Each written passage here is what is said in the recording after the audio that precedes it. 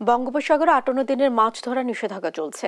এ নিয়ে আরো জানাতে কক্সবাজার থেকে যুক্ত হচ্ছেন সহকর্মী আব্দুর রহমান। আব্দুর, নিষেধাজ্ঞা কার্যকর করতে কি কি পদক্ষেপ নেওয়া হয়েছে আর জেলেরা খাদ্য সহায়তা পেয়েছেন কিনা বিস্তারিত কি তথ্য রয়েছে জানাবেন। জেসিকা, আপনি যথার্থ বলেছিলেন।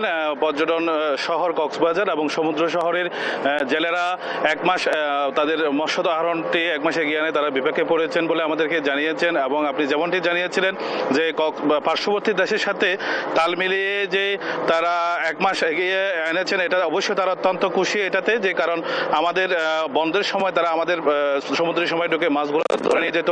জেলেদের অভিযোগ ছিল দীর্ঘদিনের, এবং তত্ত্বাবধায়ক সরকারের প্রধান যুগান্তরের সিদ্ধান্ত হিসাবে জেলেরা খুবই এটিকে ইতিবাচক হিসাবে দেখতেছেন। কিন্তু তারা তাদের পক্ষ থেকে যে দাবিটুকু রয়েছে যে জেলেরা আমাদেরকে সুস্বাদু মাছের যে ব্যবস্থা করেন, কিন্তু তাদের জীবন জীবিকা চালানোর জন্য, উন্নয়নের জন্য সরকার কোনো সরকারি পদক্ষেপ নেয় নাই।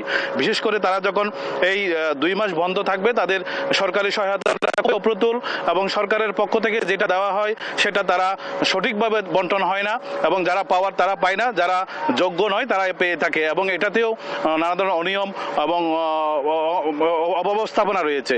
সংশ্লিষ্ট মৎস্য কর্মকর্তা আমাদেরকে জানিয়েছেন কক্সবাজারে ৬৪,৫৮১ জন জেলে নিবন্ধিত রয়েছে, কিন্তু ৬৩,১৫৩ জন জেলে খাদ্য সহায়তা পায়, কিন্তু এটাও তারা যথাযথভাবে পায় না। এবং যেটা ১০ কেজি বা ২০ কেজি চাল দেওয়া হয়, সেই চালটাও তাদের জন্য অপ্রতুল। কিন্তু তারা যে জীবনের ঝুঁকি নিয়ে বঙ্গোপসাগরে গিয়ে দেশের মানুষের জন্য মৎস্য আহরণ করেন, কিন্তু তাদের জীবনের নিরাপত্তা নাই, এবং তারা সর্বোপরি এই বন্ধের সময় এক প্রকার মানবতার জীবন যাপন করে। তারা এবার তত্ত্বাবধায়ক সরকারের উপদেষ্টার কাছে, যেহেতু আগামীকাল মৎস্য উপদেষ্টা কক্সবাজারে আসবেন, তাদের দাবি হলো যেন তারা তাদের ন্যায্যটুকু তারা পায়, এবং তাদের যে ব্যবস্থাপনাটুকু তাদের দরকার সেটা যেন তারা তাদের সরকারে দিয়ে থাকে। এবং আর নৌ পুলিশ এবং কোস্টগার্ড সহ সরকারি বিভিন্ন সংস্থা জাটকা নিধনের জন্য তারা কার্যকরী পদক্ষেপ নিয়েছে বলে আমাদেরকে জানিয়েছে।